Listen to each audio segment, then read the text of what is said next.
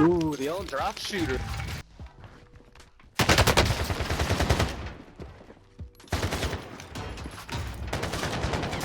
Not dead yet.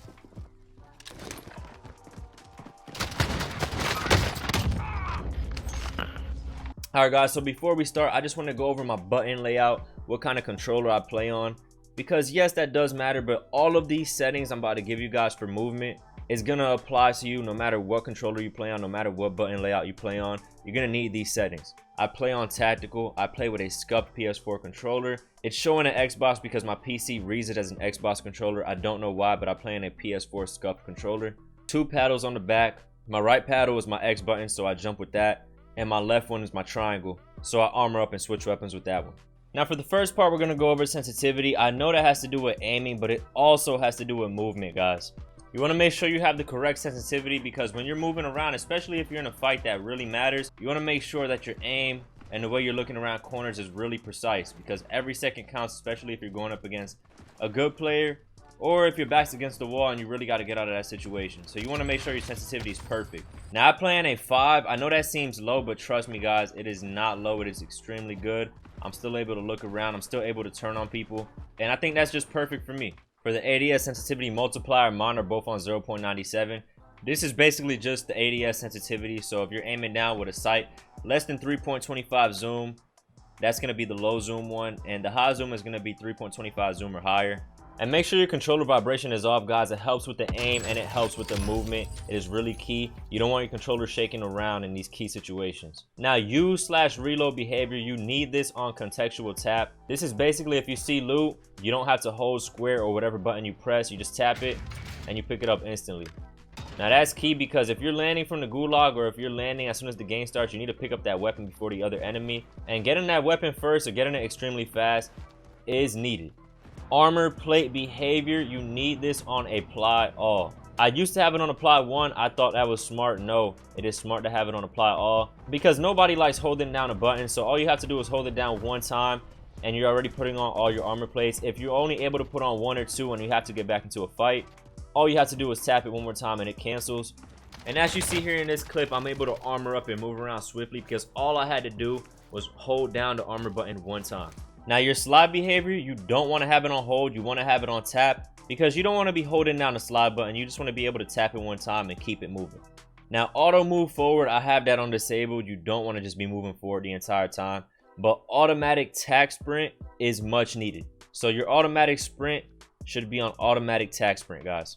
Now guys, look at the difference in the movement. If I have automatic tack sprint on, I'm able to slide cancel right away, like literally right away as soon as I'm running. If I'm not, there's like a big delay.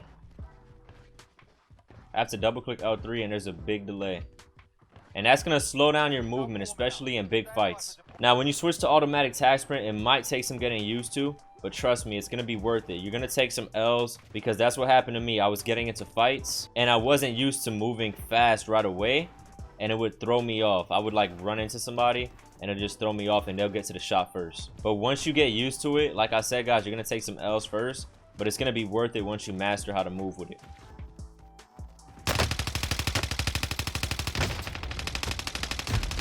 Look how hard it was for that guy to shoot me. I was literally trying to tell you guys something, and this guy could barely shoot me because just look. That's what happens when you just move around.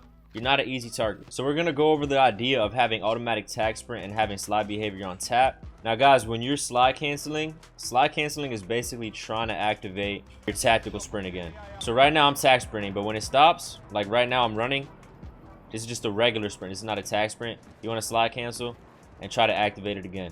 That's the main idea of slide cancel. You just want to activate your tack sprint again. Now those are basically all of the settings that should change your game. Yes, they're not a lot, but they're gonna change your game tremendously, trust me. So now we're gonna go over a breakdown, guys. You guys seen this clip in the beginning, and I'm gonna just break it down for you. There's not much going on, but at the same time there actually is. So I knew there was a guy in here. He's ghosted. I actually thought he pushed back, but he's gonna end up shooting me right before I go through the door from the window. Now I can keep running, but if I do, I'm most likely gonna die, because this guy ended up cracking me, and all he has to do is jump down through the window, and that's exactly what he ended up doing.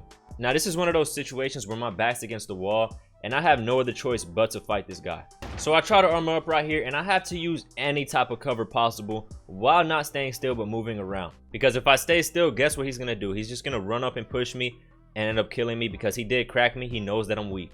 So what I do is try to bust out through the door as soon as he's on his way in, because honestly, if he comes in here, I'm dead. So my best opportunity is trying to break this guy's ankles, and that's exactly what I did.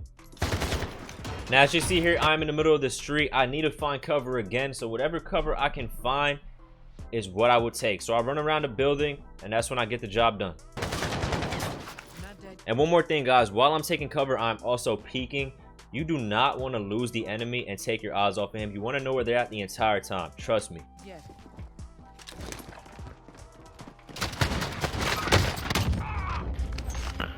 Now, guys, without the settings that I've applied, I would have not been able to do anything I just did there.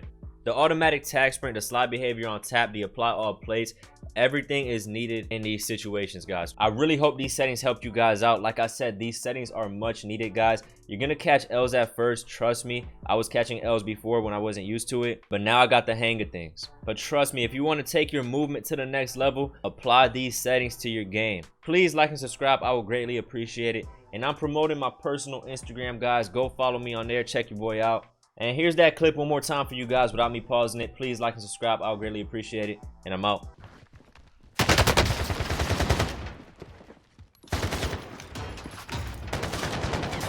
Not dead yet.